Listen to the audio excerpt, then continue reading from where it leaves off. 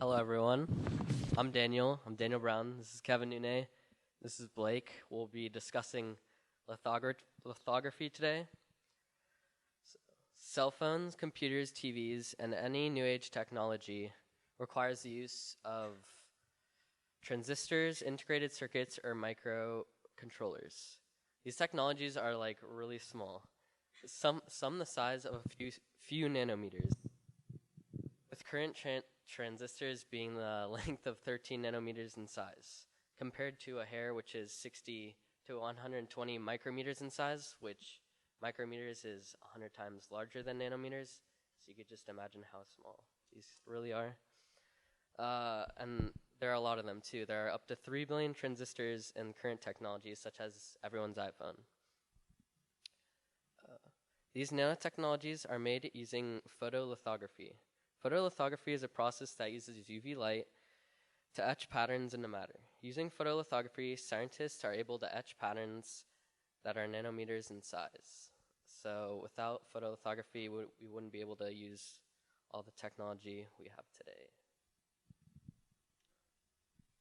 All right, so I'm going to be explaining to you guys the photo that's up on the screen. Oh, yeah, the pointer. It's a good idea. Bad angle, but All right, so starting with those first two pictures over there, it should, like, as you can see on the first picture, there's like a couple of particles on the nail, like dirt. And what those first two slides are really trying to show is that there's oftentimes, like on the nanoscale, like things that we don't realize that with the naked eye, like dust particles that can really get in the way of the process of photolithography and really mess things up at nanoscale, even though we don't really realize them. And then moving on to the third slide, that shows the application of the like the coating of the material that they're trying to create the pattern of on the substrate. The substrate is the base of like what you're trying to make. Like for example, if it's a circuit board, it'll be like the very bottom, and then like the base that's applied onto the nail in the third slide would pretty much be like the metal, the conductive metal for the wires and the for the electrical currents. And in the third picture, you can see that they're using a magnifying glass to create a more sharp image. That's a commonly used practice, like to use like microscope lenses to or microscopes in order to create more intricate patterns on things on the nanoscale. So moving down to the slide down there, that shows the masking of the material with the coating, and what that does is that creates a part of the material coating that is uncovered and exposed to light, which is essentially how they mark up the material that's being etched onto the substrate. So what happens is after they lay down the coating and they show the mask, which reveals the parts that are getting removed. They, as you can see, like the pattern in the next slide, it gets like shown after you use the etching fluid, which pretty much eats away at whichever part hasn't been covered. And moving on to the last one, that's pretty much the finished product of the photolithography process.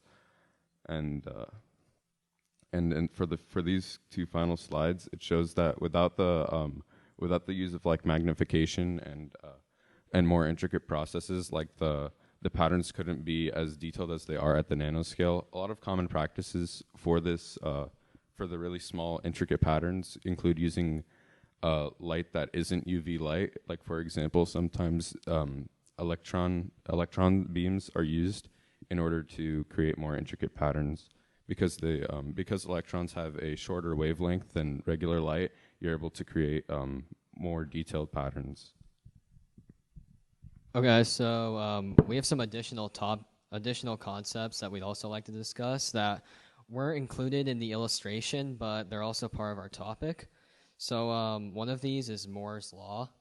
It was first coined by Gordon Moore, who was the co-founder of Intel in 1965, and it's less of a law and more of an observation. Basically, his observation was that the transistors in an integrated circuit will double every 2 years. So this kind of exponential growth in the transistors and our integrated circuits kind of shows how much our technology has progressed through the years. Another concept that's related to photolithography is a SEM, which stands for Scanning Electron Microscope. So in normal light microscopes, we use photons, which are basically light, in order to see small things. But for electron microscopes, we use electrons. These electrons are higher. So these electrons, they have a shorter wavelength than light. So that way we can be able to see smaller objects.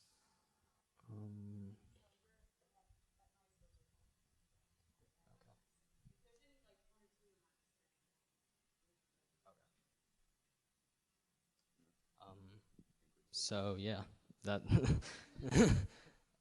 Any questions?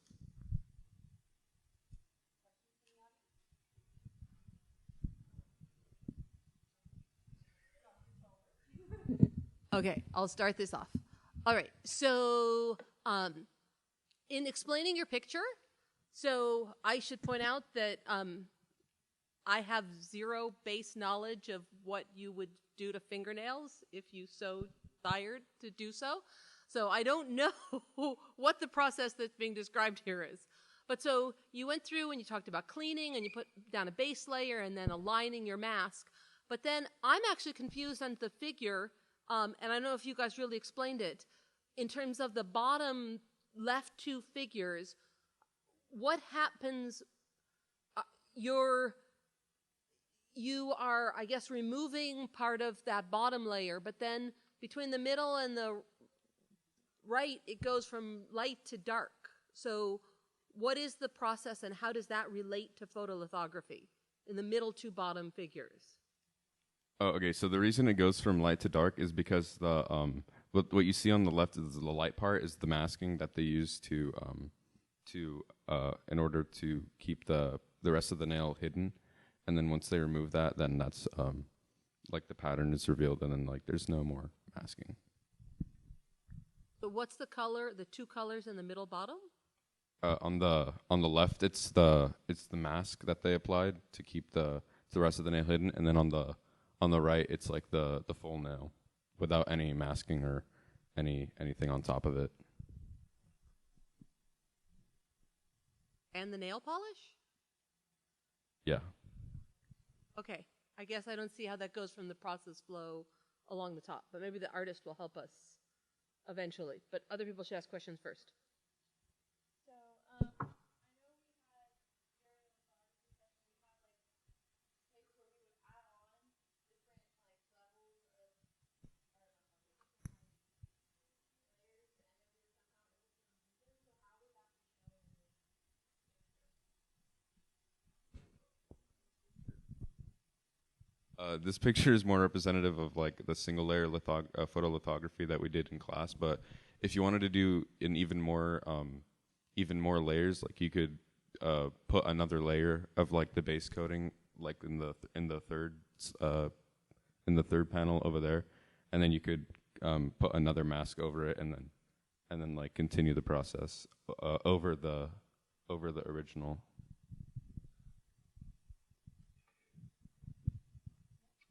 So another question.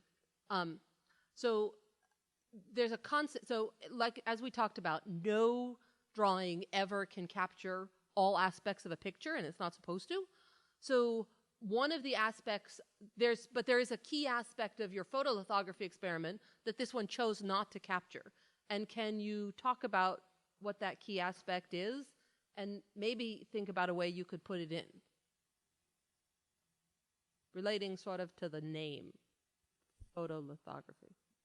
So one thing that there's nothing of is light, or specifically UV light, which is what is used in photolithography in order to mark up the base layer on top of the substrate. So one thing I think that could have been used is after on the bottom left panel, after the coating on top of the mask, they could have had like a light dryer, which is like something I know my sister uses. So yeah, they could have had like a little thing that you put the nail under that like puts light on it and heats it up and makes it like dry quicker or something like that.